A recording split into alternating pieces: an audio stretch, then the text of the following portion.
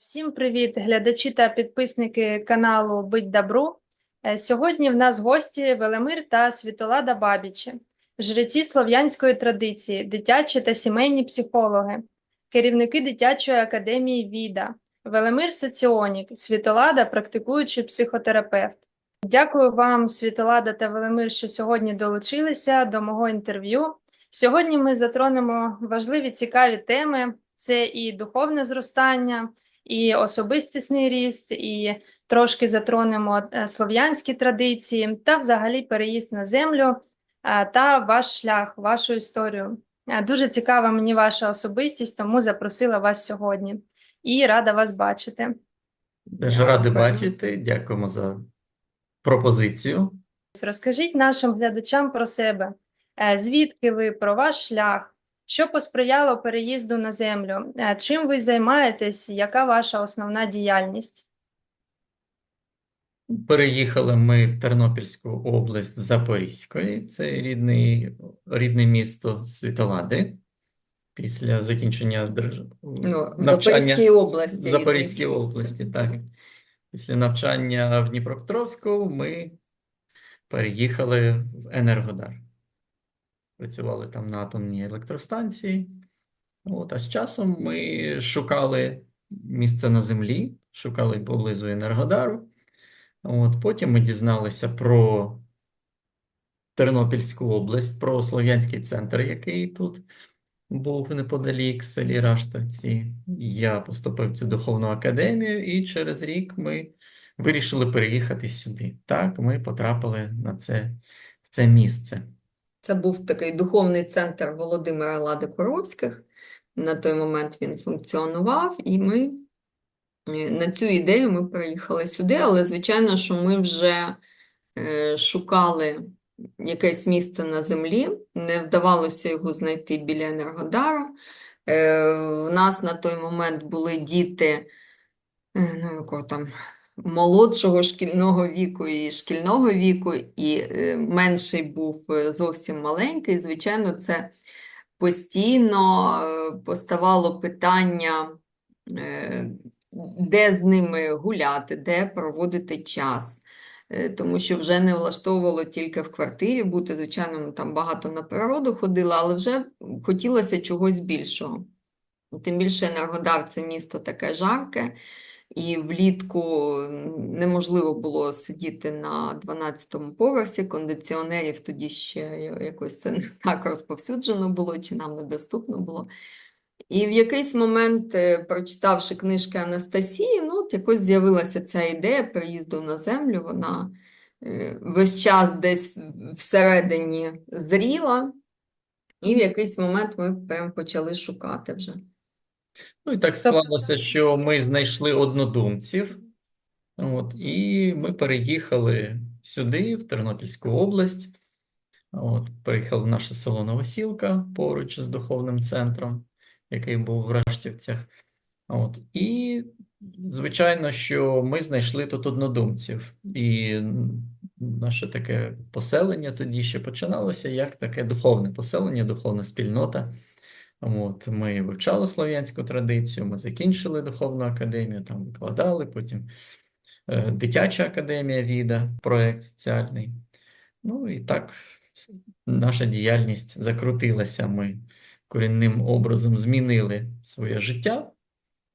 Свою професійну діяльність. Так, і перейшли більше на духовну діяльність, на психологічну, соціальну. Поступово ми отримали посвяти духовні, і вже з того моменту така жречицька наша діяльність, вона стала основною, і всі інші, скажімо, їй підпорядковуються цій нашій місії. Ми духовні особи, але ми багато вивчаємо. Наша духовна діяльність, вона потребує від нас обізнаності дуже в багатьох областях. Це і етнографія, і психологія, і вікова психологія багато, і соціоніка багато нам дає, і вивчення духовних трудів. Тому десь на стику всіх цих компетенцій будується наше жречество, наша така власна духовна дослідницька діяльність. Ну і звичайно, що ми люди, які живуть в соціумі і маючи суміжні професії, в яких ми реалізуємося, це і психологія, і психотерапія, і соціоніка, і робота з дітьми, і проведення дитячих таборів в рамках нашого теж головного проекту «Дитяча академія ВІДА». Мгм. Дякую, цікаво. Тобто, все ж таки книга Анастасія посприяла, так, вашому переїзду? А Звичайно, так. скільки Ці у книжки вас теж. велика ділянка в обійсті? У нас 50 соток. Пів Наш, гектара. наш Ну, ми не шукали гектар, коли ми... В нас взагалі так вийшло, що переїхала я з дітьми і з мамою, з Велимиром мамою. От, Мгм. і ми вже тоді шукали ділянку. Вона не дуже знаходилася, ми шукали будинок в більшості. Так, шукали що будинок. сім'я велика, а більшість будинків були такі, що все, що з нашої трикімнатної квартири мали ми перевезти, воно ні в який будинок не входило би. От, і ми шукали будинок побільше. І І це ми знайшовся один тут такий. з мамою селі. ми шукали. Ну, яким чином ми шукали? По-перше, ясно, що треба було, щоб воно продавалося взагалі, щоб була якась пропозиція.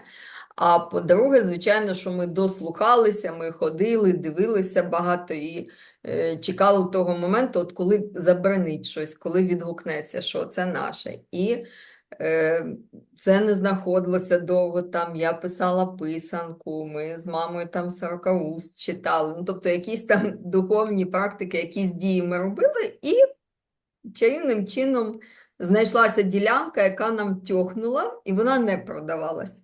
В общем, доклали ми зусиль, і все склалося. Велимир знайшов цих господарів будинку в Тернополі, все, ми їх вмовили продати, і там якось воно склалося все.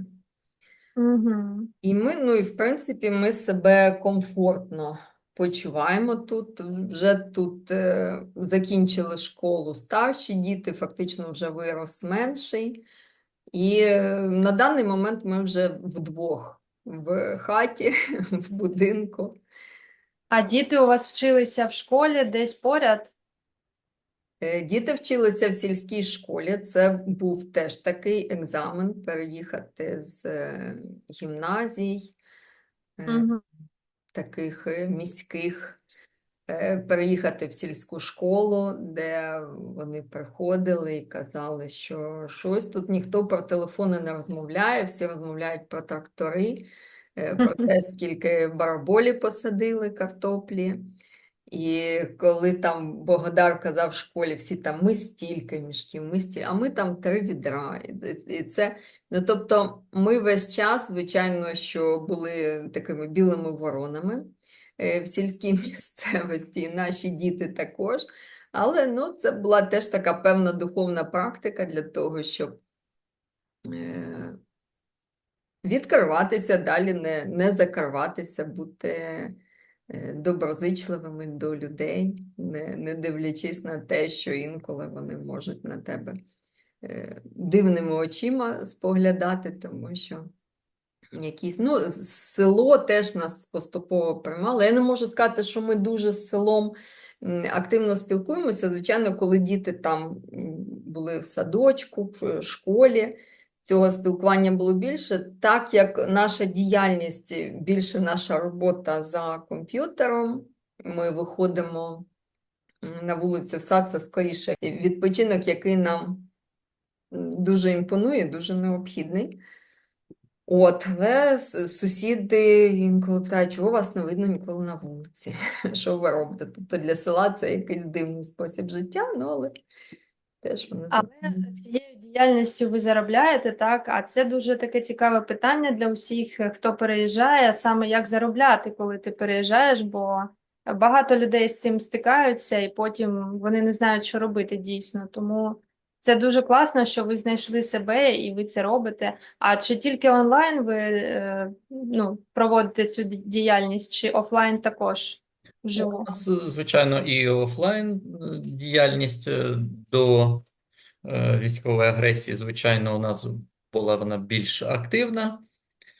В нас є дитячі табори, дитяча академія ВІДА, які ми проводимо зазвичай це на канікулах осінніх, весняних канікулах. Це під Києвом садиба Звенигород.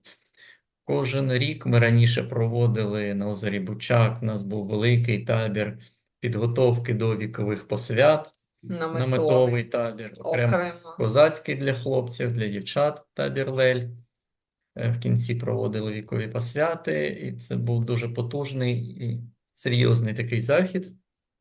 У нас ще були викладачі в нашої академії, але зараз вони ще досі в окупації. І сімейні табори в нас були в різних місцях, в Карпатах, під Одесою, в Бущі ми проводили. Тобто ми кожен Так. рік вибирали якесь місце сили, якесь цікаве місце, і там проводили сімейний табір.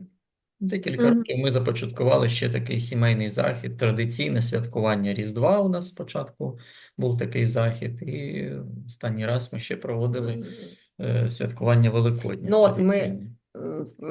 Потрошку ми відновлюємо свою діяльність, тому що перший рік війни це було більше переселенцями ми займались, активно проявлялися от в мережі екопоселень Gen Ukraine.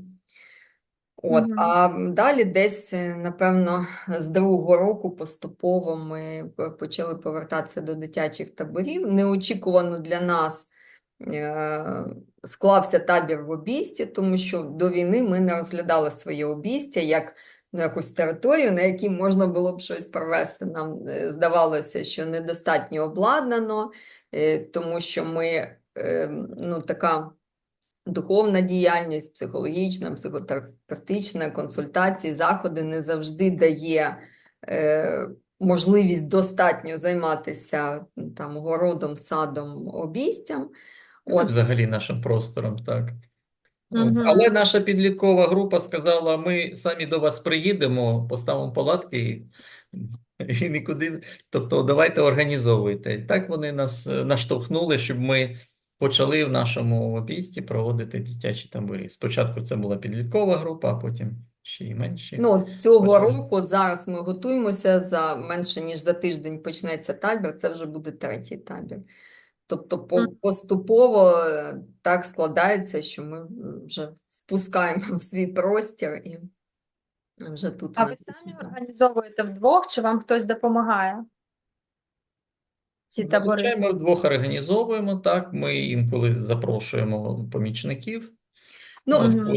Це було все зовсім по-іншому до війни, звичайно. Була якась команда, там Купальський фестиваль, у нас вже була певна команда, там хто займається розважальними там вечорами, хто займається кухнею, хто займається організацією. У нас були різні періоди, коли ми там когось наймали і так далі. Але з початком війни цей формат розпався, хтось в окупації, хтось виїхав, багато чого змінилося, тому поступово на даний момент вдвох ми займаємося, поки що це так. Просто я сама як організатор подій розумію, що організація – це така важка справа, а потім, якщо ви ще й проводите самі, то це якби вдвічі важко. Так, це має бути, це ціле мистецтво, ціла сфера. Вже в нас дуже багатий досвід в цій сфері, але, звичайно, що ми ще удосконалюємося постійно. І, звичайно, це можливо тільки тоді, коли є вже дуже чіткий алгоритм. Так. Мій чоловік мріє про організацію дитячих таборів, і думаю, коли він почує це інтерв'ю, ще раз в нього буде натхнення. Приїздіть до нас, коли проходить табір, ми завжди відкриті ділитися досвідом. Дякую, було б цікаво саме подивитись на організацію, як це проходить, коли не знаєш. А, а розкажіть, будь ласка, ще трохи затронемо вашу духовну діяльність. От я, наприклад, чула багато про духовність, так, що це там і медитація, що це і йога. А хтось говорить, що духовне зростання це трансформація. А от з вашої точки зору, що це таке, і як до цього підійти людям, які взагалі не мали ніколи з цим справ?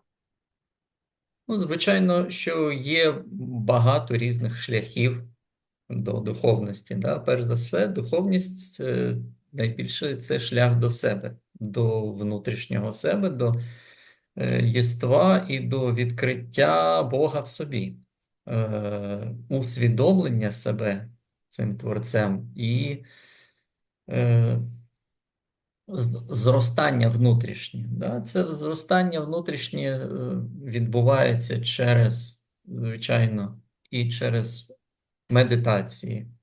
Що таке медитація? Заглиблення, да? Через відкриття внутрішнього простору, через відкриття свідомості і через припинення діяльності розумової, ментальної, от, відкриття цієї суті. От. І різні практики в різних традиціях допомагають відкрити Угу. цю внутрішню глибину. З відкриттям цієї глибини відкривається і розуміння, і бачення Всесвіту, себе, інших людей, розуміння того, що все єдине. І все єдине, воно живе в одному вимірі, вищому вимірі, що є свідомість. От. А тільки опускаючись вниз, коли ми розуміємо себе іншими відокремленими істотами, людьми, ми відчуваємо, що ми різні, але ми з одного єдиного кореня. От відчуття цього єдиного кореня постійне, і воно йде поруч з відкриттям серця, відкриттям любові, безумовної любові, коли ти можеш приймати, перш за все, себе, таким, який ти є, з плюсами і мінусами, приймати інших людей з плюсами і мінусами, приймати ситуації життєві, негаразди.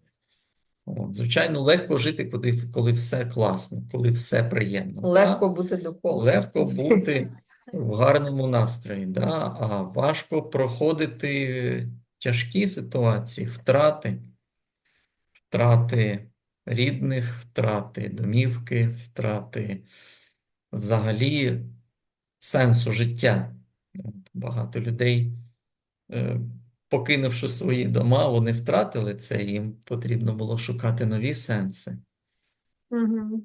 Хтось це в Україні шукає в інших місцях, а хтось за межами України. Ну так, я чула, от, наприклад, люди кажуть, там, я поїхав в Ашрам, ну, там, в Індію, і в мене було таке натхнення, я всіх почав любити. Ну, якби спробуй любити, коли тут в тебе інші події, так, і люди роблять тобі щось, не те, що ти хотів би, щоб вони тобі робили там. Оце, ну, мені здається, важко, так? І оце і є якби зростання, тому що коли ти в класній атмосфері, в такій, е, то любити це дуже легко. Так. Тому і справжня духовність, вона перевіряється саме в мінусових ситуаціях. От, коли там, у взаємодії тобі роблять неприємне, так? Коли тебе там підставляють, да? Або щось кажуть неприємне, або взагалі неправду про тебе кажуть. Ну, якісь ситуації, от, як ти їх проживаєш, як ти реагуєш чи не реагуєш? Взагалі, чи здатен ти любити. Взагалі, сьогоднішні більш поверхневе розуміння, і більшість людей роблять і якісь поверхневі висновки, бачачи, що людина, наприклад, робить, чи які вибори вибирає, що вона, на що вона здатна. Взагалі. І ось це розуміння поверхневе, воно не дозволяє людям побачити глибину. Угу. А глибина взагалі вона йде тільки через любов. Тобто можна, наприклад, не спілкуватися з людьми, які тобі неприємні, але любити і поважати їх, да? Поважати їх вибір, поважати їх рівень стосунків, рівень духовності, взагалі рівень життя, несприйняття інших. От. Але коли ти вільна людина, ти береш відповідальність за свій простір, за своє оточення, то ти вибираєш, з ким ти хочеш спілкуватися, з ким ні. Люблячи і приймаючи всіх. От. Угу. В сьогоднішніх реаліях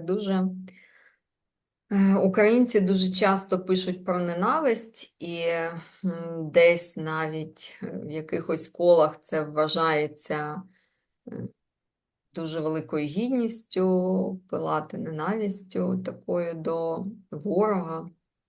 Але тут треба зрозуміти, що в серці не може серце бути сповнене одночасно і ненавистю, і любов'ю. Угу. Що от ми зараз будемо тих, хто погані, ми будемо ненавидіти, а далі прийдемо додому і будемо любити. Або там ті, хто наша сім'я, ті, хто наші друзі, ми їх будемо любити. Це так не працює.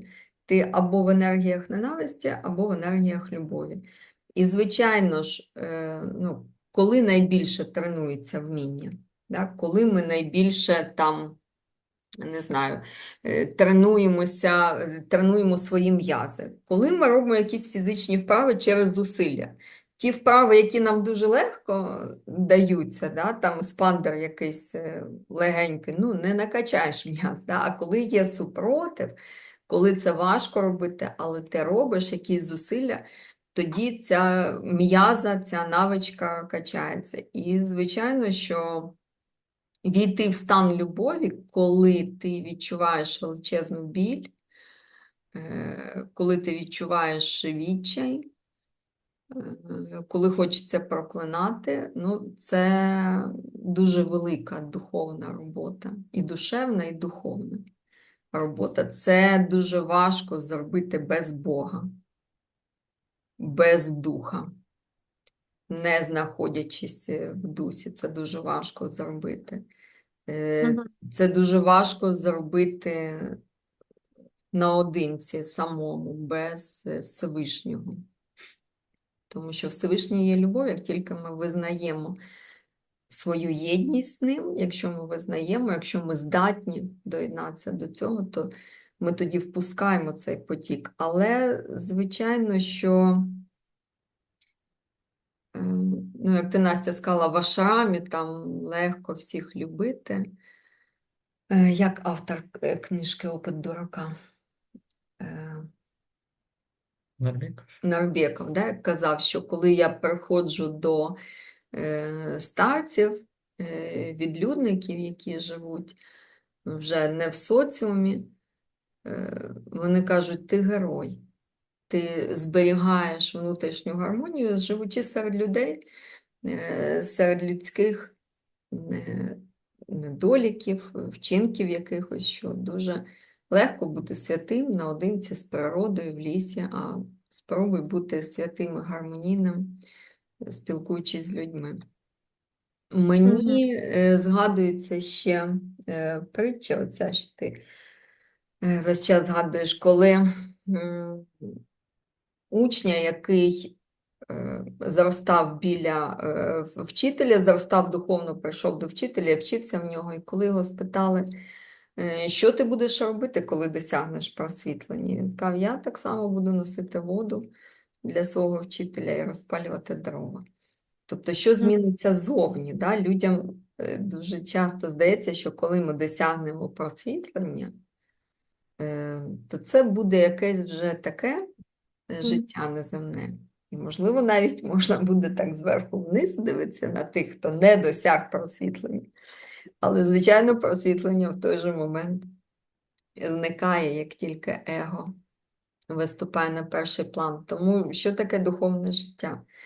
Це робити все те, що ми робимо кожного дня, але зберігаючи в серці любов і зберігаючи внутрішнє відчуття єдності з усім живим.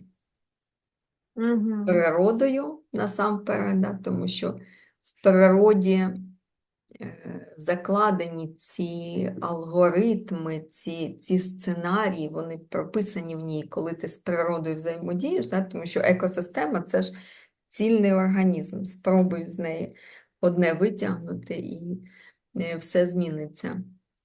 І в природі цьому вчишся.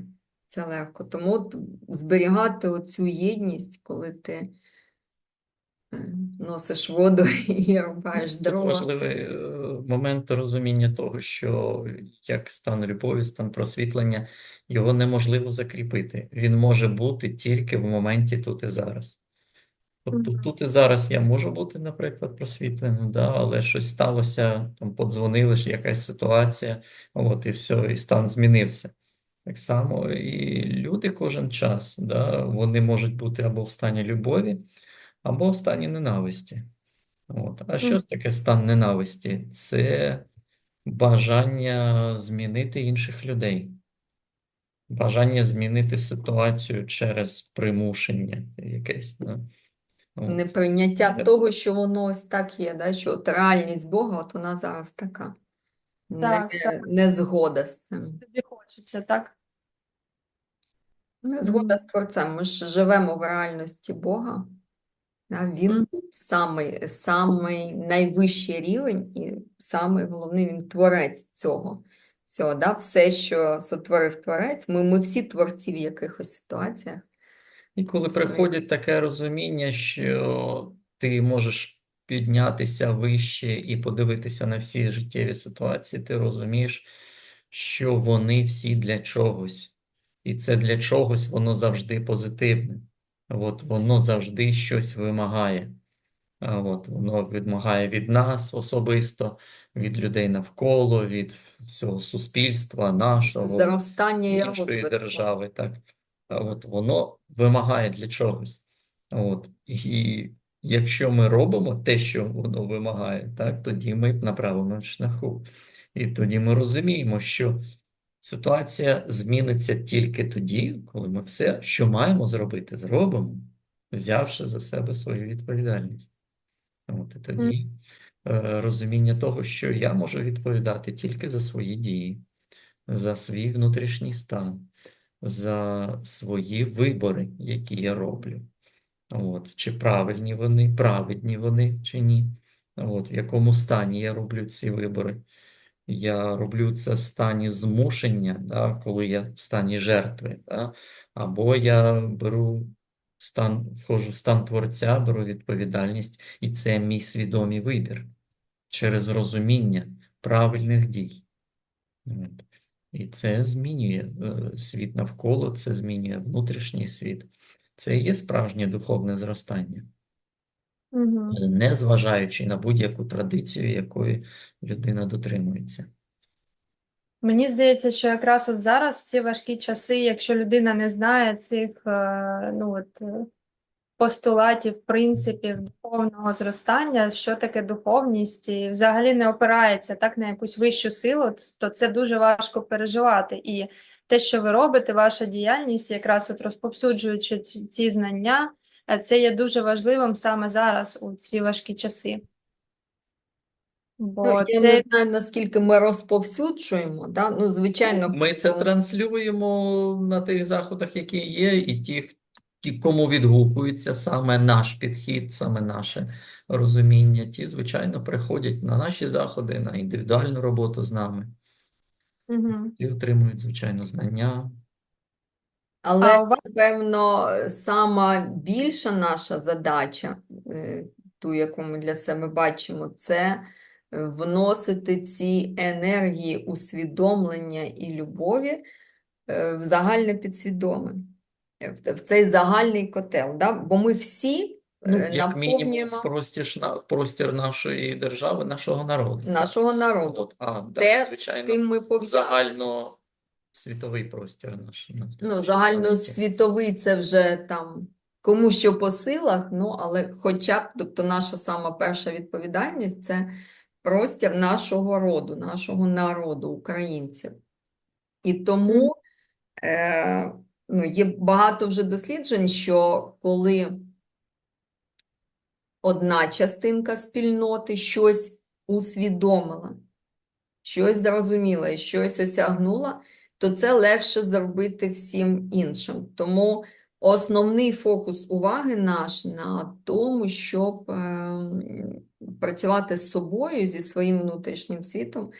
І тільки тоді, якщо ми випромінюємо щось, що потрібно зараз людям, то люди до нас прийдуть і візьмуть самі.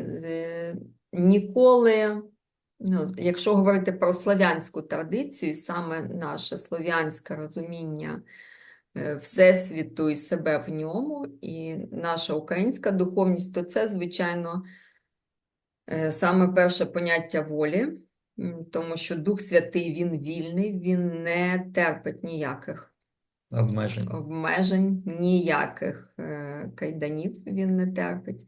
І тому, звичайно, нашій традиції, нашій ментальності національній не властиво якесь нав'язування, чи якесь залучання, затягування, якесь проповідування, ну, проповідування в такому маркетинговому плані, як це роблять там деякі релігійні організації. А тут такою лакмусовою бумажкою є розуміння того, як люди поступають. Тому що людина, яка сама живе в обмеженні, яка сама живе в стані жертви там, чи в стані рабської такої позиції, вона і нав'язує таку позицію, транслює іншим. Людина, яка сама приходить до свободи, до волі проявлення, вона ніколи не може обмежувати свободу інших людей. Тому що це є велика Неможливо вже цінність. так Тобто жити. таке розуміння, таке бачення себе, світу, природи, інших людей. І ось розуміння того, що це велика неповага до інших, обмежувати їх. І тому коли ти приймаєш цю свободу, коли ти починаєш сам жити свободно, проявляючи цю волю, ти розумієш, що воля іншої людини не може бути обмежена. І ти з повагою відносишся до всього, що люди роблять. Це їх вибір, але тут є розуміння, що є відповідальність. І кожен зі своїм вибором отримує наслідки. А коли свідома людина підходить до своїх виборів, вона може побачити, а які наслідки будь-якої моєї дії, які наслідки я хочу.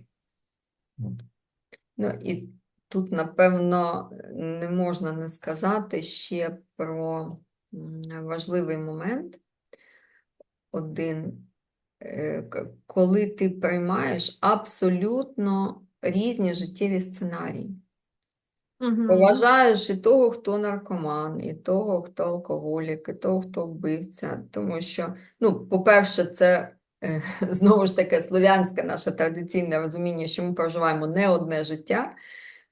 Ми не тому такі білі і пухнасті, що от ми хороші, а от хтось поганий, тому він каже, ми всі проживаємо різний досвід, ми проживаємо багато життів і так вчимося. Так само, такий самий шлях проходить людина в одному житті, зростаючи від дитинки, яка ще може когось стукнути, яка ще може забрати чужу іграшку, чужу річ, але яка отримує наслідки від старших фігур, від мами з татом, і вчиться поступово, як же ж поступати правильно, як же поступати чесно. І так само і душа зростає. І коли ти починаєш так дивитися на світ, ти розумієш, що кожен досвід, він важливий. Да? От хтось своїм життям показує, от, яке життя проживеш, якщо нападаєш на інші країни, якщо вбиваєш дітей, якщо твориш зло. І приходить розуміння, що люди, які роблять мінусові дії, вони вчать ще більше, ніж люди, які роблять плюсові. Тому що вони показують, як не треба робити, і що, які що наслідки. буває потім, так, які наслідки цього. Зрозуміла. Тобто в слов'янській традиції є така думка, що ми живемо не одне життя, так? Ну, Так. це не те, що думка, це те, що на генному рівні в нас закладено, тому що ми ж такий рід, який завжди відчуває себе частиною такого дерева родового, Дерева роду. в якого є корені. Да, що таке куття, яку ми ставимо на Різдво? Що таке це поминальна страва? Що таке могилка, яку на Великдень там пшеничку засівають, травку навколо якої крашенки? Що таке ті самі яйця, які є символом Всесвіту, переродження? Що таке на купальське свято пускання вогнів там по воді до предків? Тобто вся наша традиція, всі наші традиційні свята, вони просякнуті цим постійним посиланням енергії, вдячності, вшанування і туди назад, ті, хто були за нами, і вперед, і постійне проголошення життя.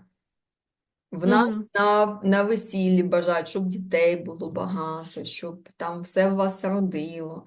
В нас всі один одному бажають врожаїв, щоб життя продовжилося. Вся наша традиція, так як ми народ, який живе на дуже благодатній землі, ми весь час підсвідомо спостерігаємо ці природні процеси, коли з зернятка народжується життя, коли це життя квітує, дає плоди, помирає, приходить весна, народжується знову.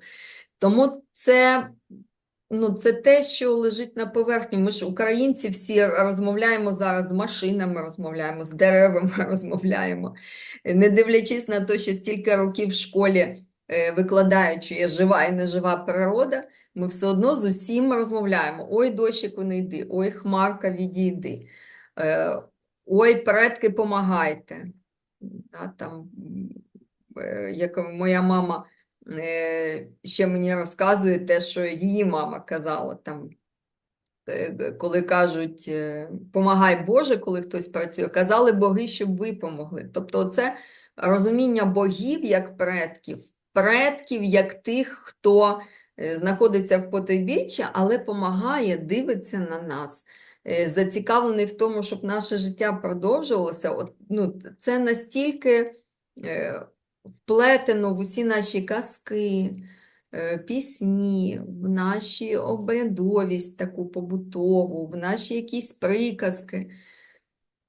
Тому, звичайно, це і переродження як частинка того, що ти маєш виростити достойну сім'ю, достойних дітей, щоб ти міг там народжуватися.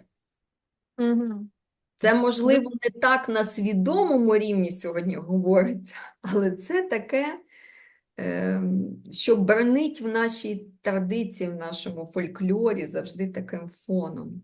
Ну, і я ще хотів такий момент проговорити про розуміння того, що ми всі пов'язані. Перш за все, ми пов'язані своїм родом. Оці родові зв'язки, вперед і назад, як Світолада проговорила, наші діти, наші онуки, назад наші бабусі, прабабусі, дідусі. І ця родова система перетікання енергії, родової сили, яка називається. І ось через цей канал зв'язку ми можемо отримувати величезну підтримку, величезну допомогу. І наші предки розуміли, як ми можемо, живучи тут, на землі, в явному світі, допомагати тим, хто в іншому вимірі. Тому що ці наслідки, які людина отримує після життя в явному світі, коли йде в потойбіччя, там тільки йдуть наслідки, там нічого не можна змінювати, там все тече. Як ми вектор якийсь направлення задали своїм життям після смерті, цей вектор далі протягується. І це розуміння того, що як ми живемо, як ми помираємо, так далі тече наше життя в потойбіччі.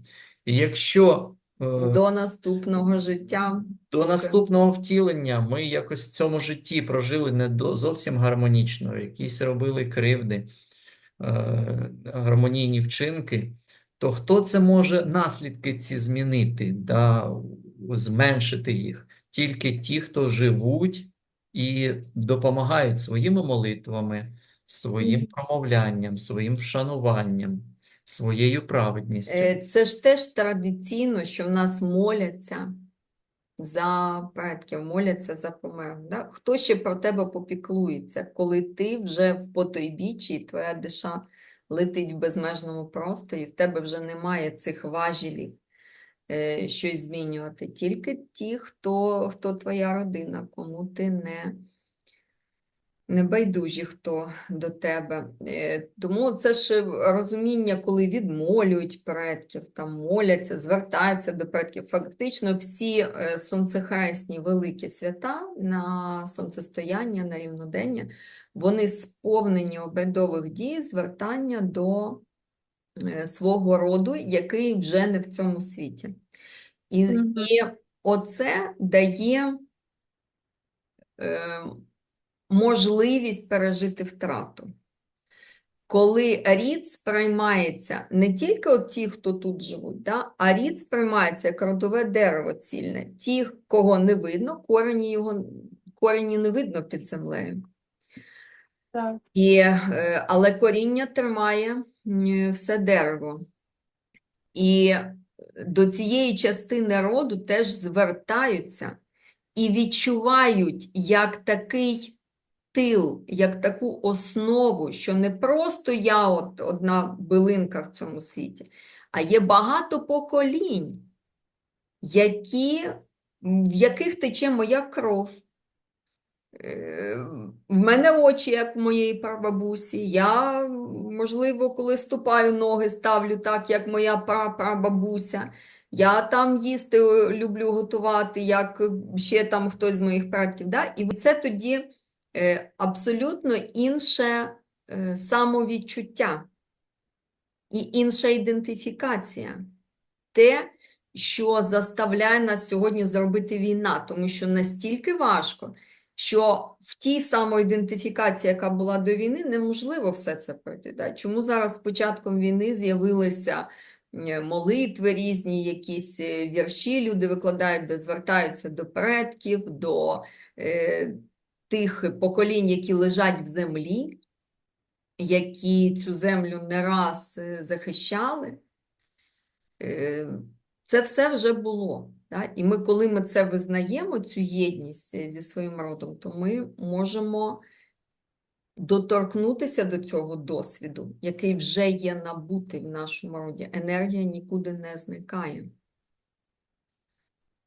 І тому оце от розуміння свого роду, що він міцний, як кулак, і ті, хто були, і зараз дуже багато молодих людей вмирає, да? Як це сприйняти, як пережити взагалі втрату. От розумінням того, що не одне життя душа проживає, що душа, яка пішла з цього світу, так, це інший вимір, це інше існування, але цей зв'язок, він лишається, коли ми в цьому житті маємо кровне родство, це вже забезпечує нам зв'язок наших душ, там, де б вони не були навіть після закінчення цього життя.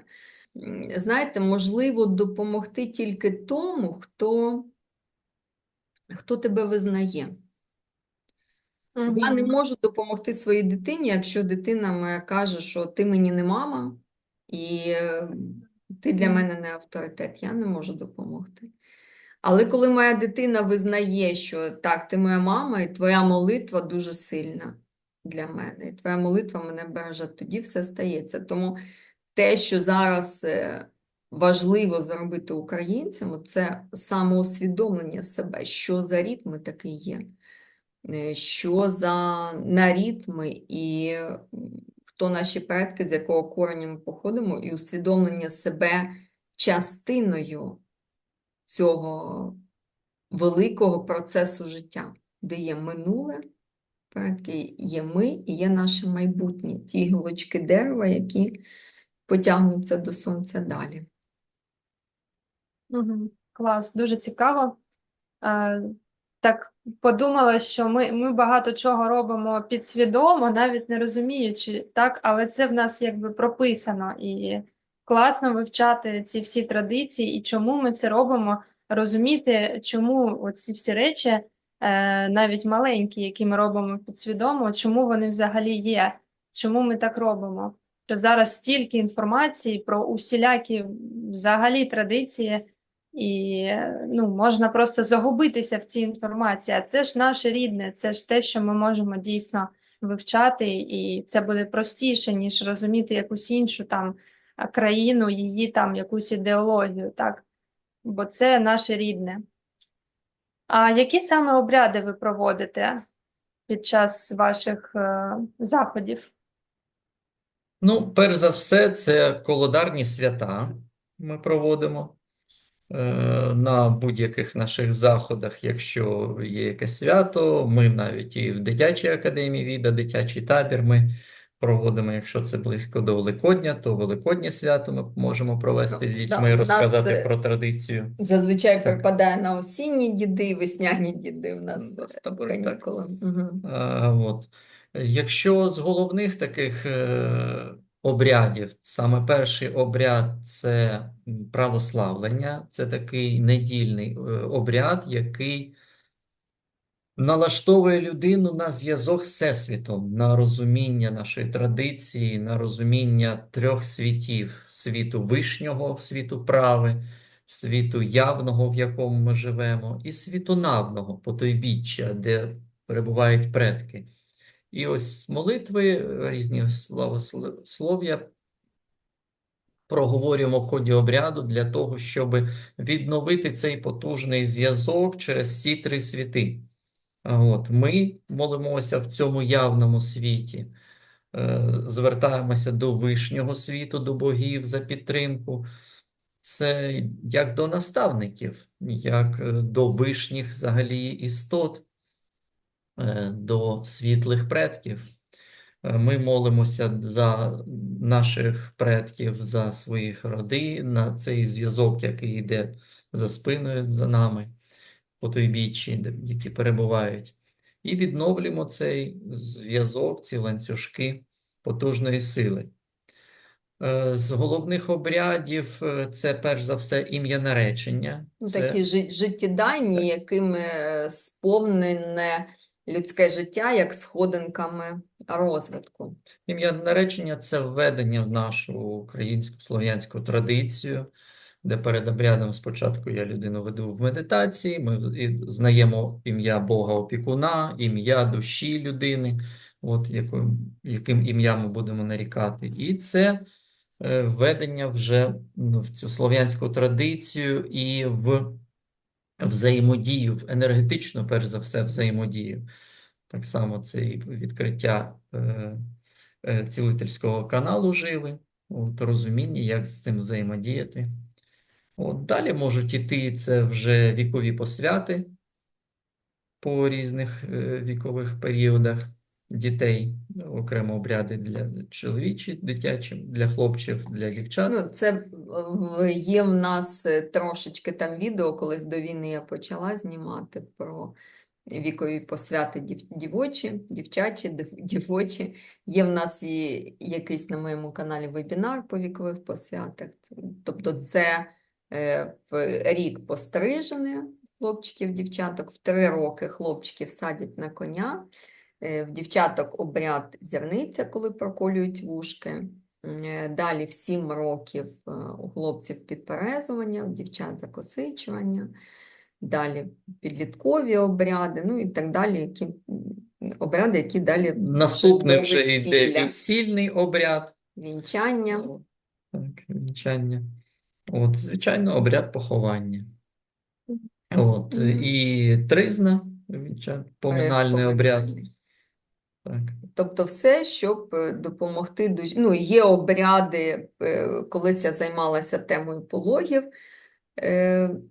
дуже тісно, і в той момент прописала обряди родові і післяродові, тому що Це таке, коли відкривається брама потойбіччя, коли дитина народжується в світ явний, і теж є обряди, які допомагають відкрити цей простір, і обов'язково його треба закрити потім. Тобто це зазвичай дуже позитивно впливає на психоемоційний стан породілля жінки і на психоемоційний і фізичний стан дитини. Ну, коли ми є ще ціла це низка робимо. очисних різних обрядів. Це очищення людини, це очищення приміщення, будь-якої території, місця, Освячення освячення, приміщень. так. І є обряд очищення жінки, яка виконала аборти. От, обряд жальниця. Теж дуже потужний і важливий обряд. Ну, тобто вся традиція духовна наша, вона дуже психотерапевтична, вона направлена на психічне здоров'я особистості і відповідно і суспільства. Тобто для того, щоб люди могли проходити свої вікові етапи, бути щасливими, гармонійними особистостями, і щоб це сприяло розквіту всього суспільства, всього народу. Ну, і так як ми займаємося дітьми і вивчаємо дитячу психологію, вікові періоди, ми бачимо, як пов'язані всі ці обряди, вікові посвяти зі зростанням особистості, з психологічною зрілістю людини.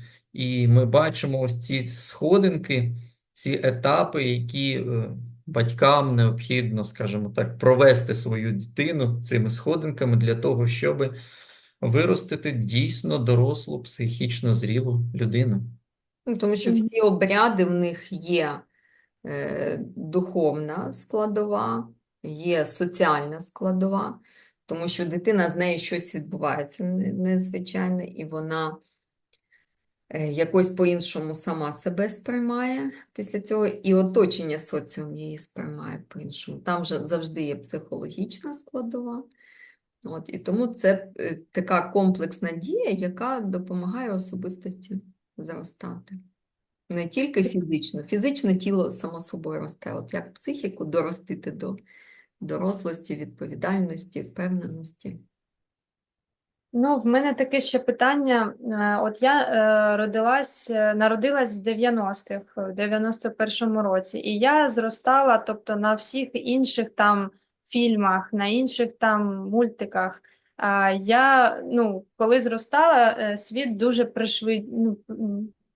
пришвидшувався, так? І зараз він ще пришвидшується. І зараз дуже багато змінилося кардинально. Тобто я вже там. Я зовсім по-іншому мислю та бачу світ, ніж там люди, які 10 років старші, ніж я. І от в мене така була думка, що зараз, чи працює воно зараз, так, оці всі обряди, бо світ дуже змінився. І от на вашу думку, я розумію, що якщо ви це робите, ви знаєте, що це працює. Просто в мене було завжди таке якась недовіра до цих обрядів. Тобто, можете якось це от пояснити, як це зі світом, який дуже швидко прискорюється та змінюється, стикається? Тут я хочу сказати, що і багато тисяч років тому в ведичній традиції, в нашій слов'янській традиції, духовні люди, жреці, волхви, мудреці, вони розуміли природу людську. Вони розуміли психологічну складову людини. От. І, звичайно, що вся традиція будь-якого народу в певній місцевості, вона направлена на те, щоб допомогти людині виростити, зростати психічно зрілою людиною і стати гідним членом суспільства для того, щоб, скажімо, бути в цьому суспільстві творцем. І тут всі обряди, вони мають своєю метою допомогти людині в певному розумінні, в певній традиції як правильно налаштуватися, як правильно зростати. От. Які критерії цього зростання, які основи.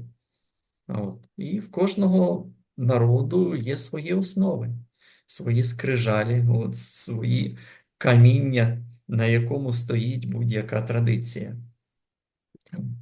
Змінюються епохи, змінюються часи, навіть клімат змінюються покоління, відрізняються один від одного, але основи лишаються тими самими. В нас так само 32 зуби, в нас так само є серце, печінка, ми так само зростаємо 9 місяців в маминому животику. Так само рослини ростуть з насіннячка і не починають відразу давати плоди. Тобто основи вікової психології, вони не змінюються. Так само дитина до 3 років має усвідомити своє місце в сім'ї, позицію молодшого опанувати, зрозуміти, що є ті, хто старший за неї, більший за неї, досвідченіший. Так само дитина до 5 років має навчитися якимось основним побутовим діям, тому що це розвиває її мозок, це розвиває її причинно-наслідкове мислення. Так само до 7 років дитина має навчитися володіти своїми емоціями, станом. Так само, звичайно, що норма зсувається штучно, буває, зсувається. Да? Ми от там кілька років тому були в Іспанії, були в 18-му році ще, і були дуже здивовані, коли ми бачили 4-річних дітей, яких возять в колясках, і вони ще з соскою в роті. Да? Тобто це було якесь ненормально для нашого суспільства. Але зараз там штучно норма зсувається, щоб там не травмувати дітей і так далі. Але все в суспільстві завжди йде по синусоїді, то вверх, то вниз. Завжди таке занурення в те, що сьогоднішні батьки, вони відкривають для себе психотерапію, вони працюють з дитячими травмами, і, звичайно, в них з'являється дуже потужний такий намір не травмувати свою дитину нічим. І в цьому вони, буває, теж заходять в крайність. А як відкалібрувати це вміння? Да? Калібруємо ми тоді, коли заходимо в плюс дуже, в мінус дуже, поки ми знайдемо цю золоту середину. Я думаю, що наступне покоління, воно вже буде говорити, що вседозволеність, вона дуже навантажує дитячу психіку, від цього дуже часто народжується гіперактивність. І тому дітям потрібні правила, і вона вже буде казати, що наші батьки робили все не так. Так відбувається розвиток, це природньо, це нормально. Зрозуміла, дякую. В мене ще було таке питання до вас. Як сприяє життя на природі розкриттю цих всіх талантів, так, і взагалі зануренню у цей світ родових традицій? Але після спілкування з вами в мене таке питання навіть майже відпало, бо це все про природу, так? Все, що ви тільки що розповіли, всі ці обряди, все це сонце, це земля, все, що ми відчуваємо на природі, воно пов'язано з людиною, і все це дуже гармонійно поєднується. Як ви вважаєте, а життя в місті, воно чи можливо жити в місті і вивчати ці традиції? Чи буде такий самий результат, чи краще все ж таки жити на природі для людини взагалі? Що я хотів би тут сказати, перш за все, що, звичайно, можна і в місті жити, і вивчати, і досліджувати, і бути гармонійною людиною, і любити природу, і взаємодіяти з нею, навіть в парк виходячи, там навіть просто з квітами, які або травинкою, яка поруч. Небо спостерігаючи, вітер, дощик. Але тут я просто хотів би сказати, що в природі, живучи в селі там, чи поселенні, набагато менше штучно. Місто – це скопище великої кількості штучного. Наприклад, Яке потребує завжди, воно не само собою, да, воно дуже потребує підтримування. підтримки. Так. І ми бачимо, що коли от електрика просто з'являється, да, ця структура, вона не здатна існувати сама, Мгм. цей спосіб життя. Пропадає в смислі електрика, Е, коли то- А я з'являється. сказала, Так. коли пропадає електрика, да, тобто без електрики вся інфраструктура, всі ці будови, те, як побудовано життя, воно неможливо. Це треба дуже багато в нього вливати ресурсу постійно для того, щоб воно функціонувало, ця міська структура. Мгм. Але от по собі я бачу, взагалі я людина була завжди у місті і не дуже там і думала щодо переїзду. З чоловіком потім переїхали.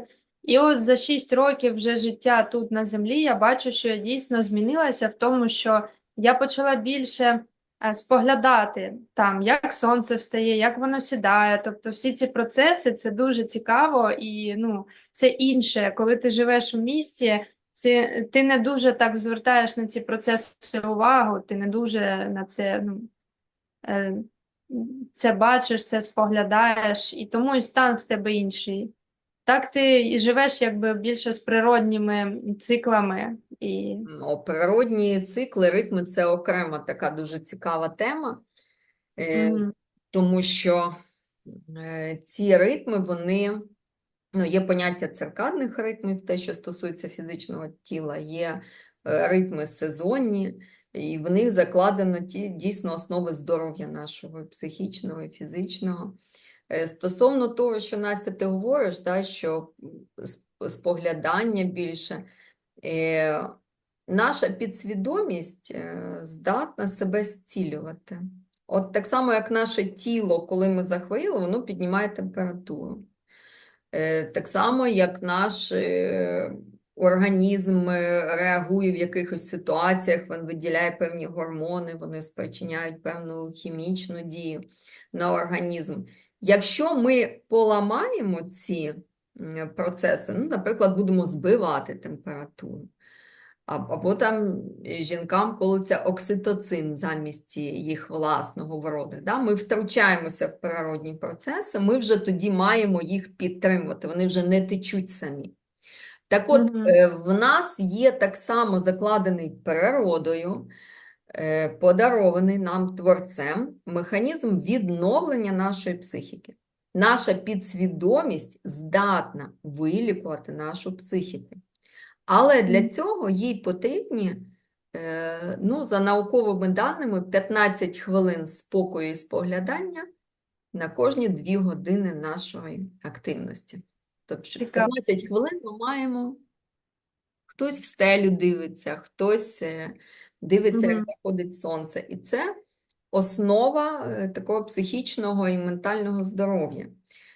В сьогоднішніх реаліях, коли ми переживаємо стільки жахливих подій, стільки жахливих новин, стільки сирен, стільки стресуючих подій, люди приходять до того, що медитація і робити щось зі своєю психікою, якась гігієна ментальна, вона просто необхідна, просто без цього не виживеш сьогодні. Да? І тому медитація стає вже сьогодні такою Необхідною складовою, скажімо, необхідною психічного складовою. здоров'я. Да. Але коли ти живеш на природі, ця медитація стається сама собою. Тобі не треба виділяти на це час. Ти просто бачиш, як прилетіла бджолка на квітку твою, яка розцвіла, і ти виходиш, вау, на кінець-то. Пташки зранку Так. співають, там, І все. то І ти бджол, купа на липі, там вся липа гуде. Ти От, стоїш, слухаєш там. Це якісь хвилини, але це постійно протягом дня ти вдихаєш аромат трав, тому що випала роса і все так запахло. Ти хочеш розутися і встати на землю. І це так от Поглядаєш лади. купу різних пташок, то як зайці бігають по твоєму обійстю. От. взагалі хочеться зануритися в цей момент і відчути це, ну, зупинитись, так, подивитись на цю квітку у цьому потоці нашого життя такого дуже. Любуватися квіткою можна тільки тут і зараз. От про це фраза, що краса спасе світ. Тому що Угу. коли ми споглядаємо красу, ми завжди тут і зараз. Угу. Дякую. Є ще багато питань, які хотілося б вам дуже задати. Світолада дуже багато знає і про жіночість, і про інші цікаві теми. Велимир також дуже глибоко занурюється у всі теми. Але я думаю, що ми будемо тут трошки зупинятись, бо ну, неможливо все в одно інтерв'ю вмістити. Але якщо у наших глядачів буде якесь питання, яке вони хочуть розкрити більше до вас, то ми можемо. Ну, глядачі можуть написати в коментарі, і може ми зробимо ще одне якесь інтерв'ю по запросу. І, мабуть, останнє, що б вам хотілося побажати глядачам, якесь таке напутствие зробити? Ну, я хотів би, якщо побажання більше відкривати свій внутрішній світ. Світ любові, світ сонця, поєднуватися з цим сонечком, яке світить нам кожного дня, і з тим сонечком, яке є всередині кожного з нас. От, з тою чистотою, з тою святістю, яка живе в кожному. І якій потрібно просто дати проявитися в цьому світі. Ну, я б, напевно, побажала кожен день задаватися питанням, чого я хочу, і що робить мене щасливим.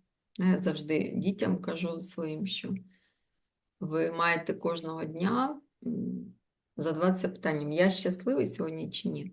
Тому що це велика наша життєва задача, а щоб бути щасливим, ми хочемо, не хочемо, всі прагнемо до щастя. Це закладений в нас такий механізм. А стати щасливим можливо тільки тоді, коли ти слухаєш свою душу, коли ти задаєшся питанням, чого насправді я хочу. Інколи, коли це починаєш тільки робити, можна не чути відповіді і не розбиратися, але не розуміти своїх бажань, але варто бути наполегливим в цій темі і поступово відповіді будуть з'являтися, і це буде саме те, що зробить вас співтворцем з Всевишнім цієї реальності, коли ви чуєте свою душу. Угу. Дякую вам. І якщо ви хочете поспілкуватись більше або долучитись до подій Світолади та Велимира, то ви можете доєднуватись. Які у вас є події, щоб люди могли доєднатись, приїхати? Ну, ми проводимо фестиваль «Купальське коло». Кожен рік ми проводимо на літнє сонцестояння.